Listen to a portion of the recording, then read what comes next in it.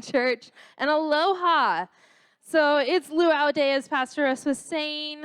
So to our online congregation, you still have time to get down here for Lucky, the pig's name. I don't know. I try not to know what its name's going to be. And some delicious food. That kitchen is smelling really good when I came in this morning. And so in the spirit of the luau, I wanted to keep with the Hawaiian theme, right? But today is more than just yummy food. It's our first Loving Our Neighbors initiative. We want to reach our community for Jesus, and we want to be the light shining God's love in Lake Stevens and the surrounding community. And we are looking forward to that. So this morning, we're going to be talking about family. And the weird thing with families is they come in all shapes, sizes. Some are chosen, some are not chosen. I think we each have that person in our family that's not chosen, but we still love them. And they are just weird. If you think about it, families are weird. And it is okay to be weird. I remember, so my sisters were all 2 years apart from each other. So my oldest sister is 4 years older than me. And I remember I went to a college class with her one time. She was giving a speech, and then we were going to go hang out afterwards. And I remember in that speech, she said something, and I think it wraps up families. She said, "No one can pick on my sister but me." But me.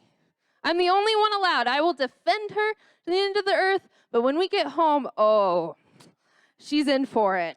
And I love you, Jessica, so I owe you $5 if we follow my dad's rule. But so our message today is Ohana. And Ohana in Hawaiian means creating a loving relationship with more than just blood relatives. Embracing Ohana means developing a sense of familial care and devotion to all members of the human family. Ohana for our community means that we are embracing our community as the church. We are developing a familial care and devotion to all members of God's creation. And who is God's created? Who did he create? Everyone, right? He created everyone. He created us in our mother's womb. He knew each part of us. As my dad always quotes, the good, the bad, and the ugly. He knew us. He loves us, and he chose us every single time. So the first part today, I want to talk about the two different aspects of Ohana that relates to our Loving Our Neighbor initiative. And the first part is developing a loving response. And over the last couple weeks, Pastor Russ and Pastor John have been talking about the great commandments, right? Loving God and loving others. And having a loving response to those can seem pretty like a basic idea. Of course we love our neighbors. Of course we love people. And as human beings, being kind and generous, neighbors coming over for a cup of sugar or bringing a casserole, or in Minnesota, we called it a hot dish, to someone who had a family emergency, right? Those are all loving our neighbor things. So it seems pretty basic in our walk. We got the loving our neighbor part down. But Jesus took time in his teaching to repeat this point over and over and over again, so much bigger than it was just that basic idea. In Matthew 25, Jesus takes time to talk about the final judgment and when we stand before the throne of God. In Matthew 25:34, then the king will say to those on his right, "Come, you are blessed by the Father. Inherit the kingdom prepared for you from the foundations of the world. For I was hungry, and you gave me food. I was thirsty, and you gave me something to drink. I was a stranger, and you welcomed me. I was naked, and you clothed me. I was sick, and you visited me. I was in prison, and you came to see me." Then the righteous will answer, saying, "Lord, when did we see you hungry? And when did we feed you? Or thirsty and give you a drink? And when did we see a stranger and welcome you? Or naked and clothe you? And when did we see you as sick or in prison and visit you?" And the king will answer, truly I say to you, as you did it to one of the least of these, my brothers, you did it to me. Truly I say to you, as you did it to one of the least of my brothers, you did it to me. What we do for others is a reflection of our actions to God. What we do for others is a reflection of our actions for God. So what does it mean developing a loving response? It's our knee-jerk reaction. What is our knee-jerk reaction when we see someone who's hurting, when we see someone who's hungry, someone who's thirsty? Do we walk away? Or do we feed them? Do we clothe them? Do we give them water? Are we feeding both the spirit and the body? Are we comforting them in those times of need? In that definition that I found of Ohana, it says that it's for all members of the human family. It doesn't specify someone who talks like me, someone who is like me, someone who believes like me, someone who agrees with me. It is the whole human family. Church, personally, one of the most taken out of context saying for people to avoid this Ohana, for me, I see it is when they say being in the world but not of it. But being in the world but not of it doesn't mean that the world's problems are not our own, or that we separate ourselves at arm's reach so the possibility of the world's problems polluting us won't reach us. We have something special. We have the good news. We need to embrace them for where they are at, shining the light of Jesus into their lives. If we are waiting for the non-believers, for the world to come to us following our rules and our customs, we're going to be waiting a long time. Going into the world, all the world, to spread the gospel. That's what we've been called to do, right? Jesus going up into heaven said, go to all the world, spreading the gospel of the good news. But I think sometimes we forget that going into all the world to spread the gospel includes going down our own street. I love missions. Don't get me wrong. I love missions. You see me up here for BGMC Sunday. I love missions. But we have to remember that missions doesn't just end when we send money or prayers to our missionaries. It includes us going out into our neighborhood. It includes us talking to that person in the middle of Walmart crying, right? We have to move. We have to have an action, our knee-jerk reaction to love. Developing a loving response is having our hearts and minds and actions open to God's love for his children. And so the second part of Ohana, it doesn't come directly from the definition, but if you've watched a Disney movie and I say Ohana, something else comes to mind, right? And I won't do the Stitch voice. My voice would not handle that today, but maybe later ask me. I can do the Stitch voice pretty good. But if you've watched the Disney movie Lilo and Stitch, then you will know that Ohana means family, and family means nobody is left behind or forgotten.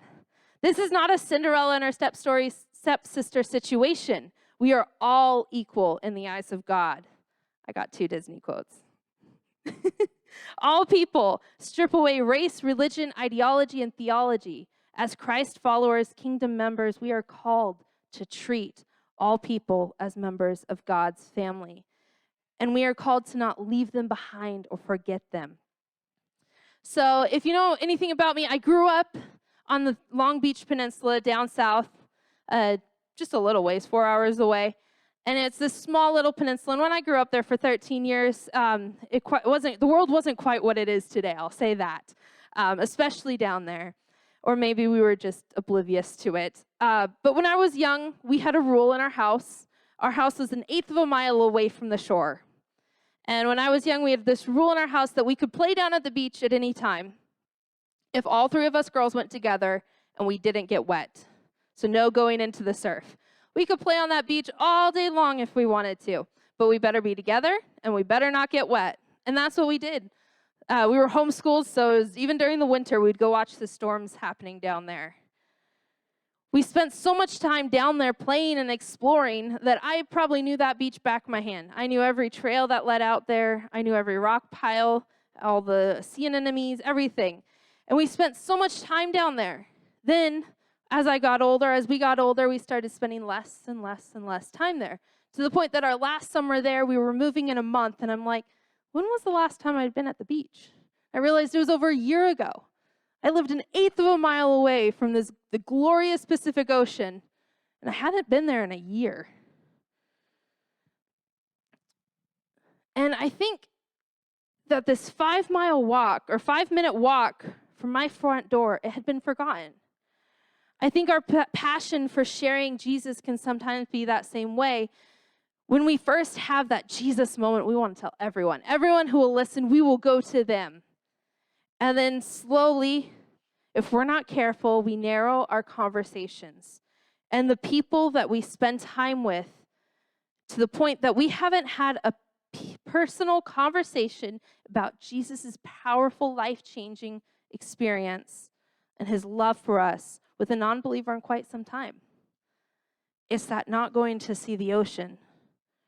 Where is our last conversation? But Ohana has called us not to leave or to forget them. For when Christ came down to earth as a baby and grew up and started his ministry, he was mainly going through the Jewish towns and into the Jewish synagogues, but he ministered to everyone. He went to the woman at the well who was a Samaritan. He talked about the Good Samaritan. He went to the Samaritans, to the Romans, to the Sadducees, to the Pharisees, to the Jews and the Gentiles. He came for us all. And so we go out for all. It's easier sometimes to move on and forget the suffering that people are going through. And I think especially in our world today where we rely on the news. And the news moves fast. And so sometimes we forget about the hurt that's going on still in our world. I don't know about you. I try not to watch the news very much, but I haven't seen a news story on Ukraine in a long time. But we still know there's a war going on over there.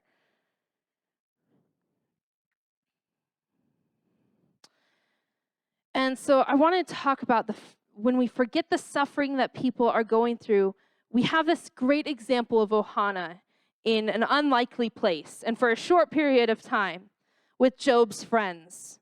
They did something really amazing before they messed it all up. So Job, after everything had happened, he was sitting on the side of the road, his robes torn, ashes on his head. He was sitting there in mourning. And his 3 friends come along and they see him. And their response is a loving response. They tear their clothes, they sit in the ashes, they put ashes on their head, and they sit there without a word. They sit in the uncomfort for 7 days and 7 nights, just being with him. They didn't even recognize him on the road until he got to him. But the Bible tells us that they sat with Job in the dirt, tearing his clothes, pouring the ashes on their head. They sat with him for 7 days and 7 nights. They just sat there. They didn't speak a word, and sometimes that can be hard, right? You want to comfort. You have all these words that you want to say, but they just sat with him. They met Job where he was at. He wasn't ready for those conversations. He wasn't ready for the pleasantries. Now, we'll end that story there because after the 7 days, they messed it all up. They opened their mouth, right? If you want to read more about that, you can grab that in the book of Job.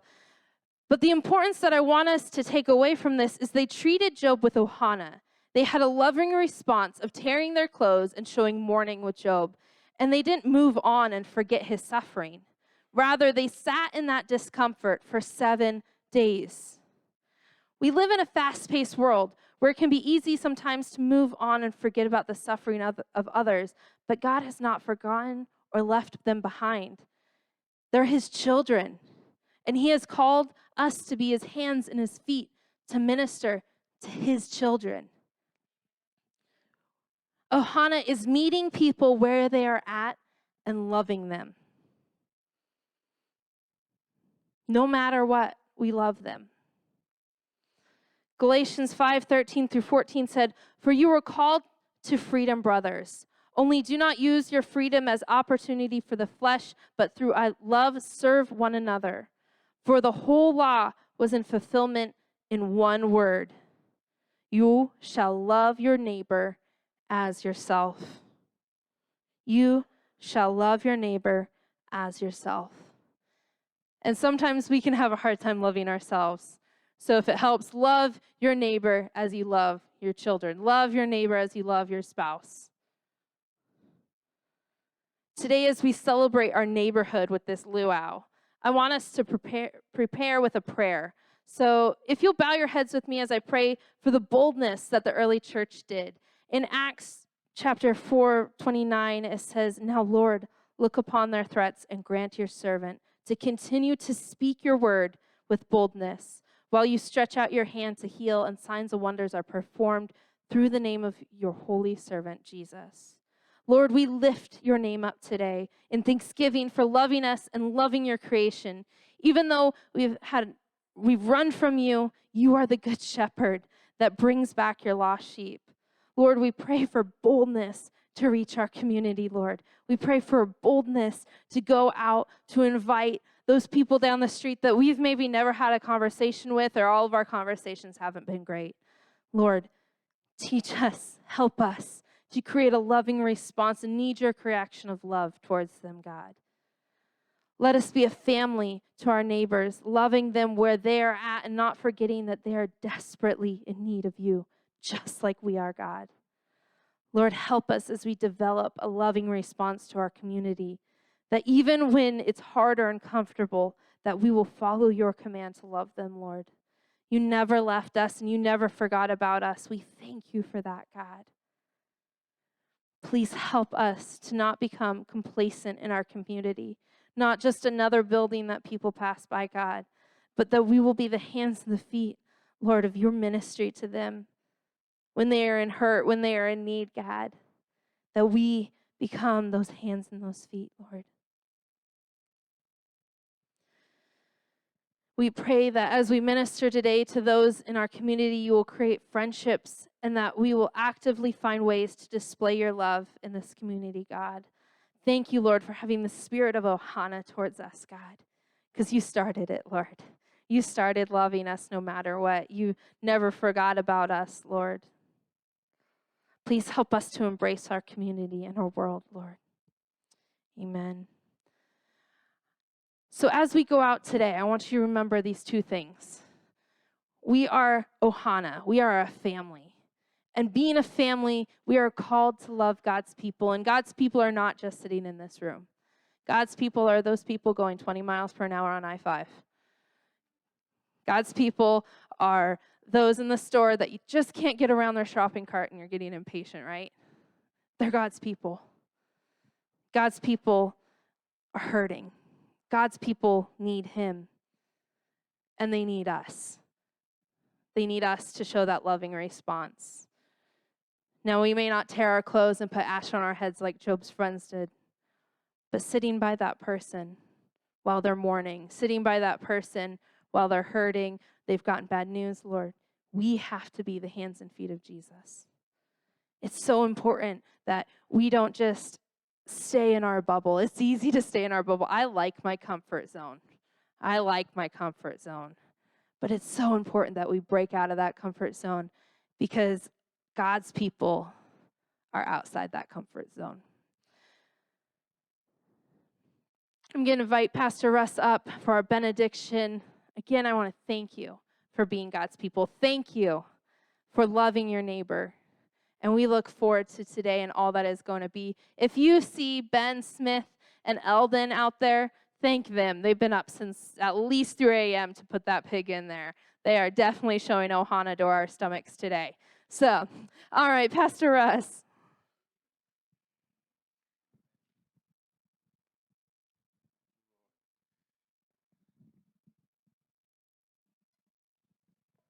So, Lucky is fighting back.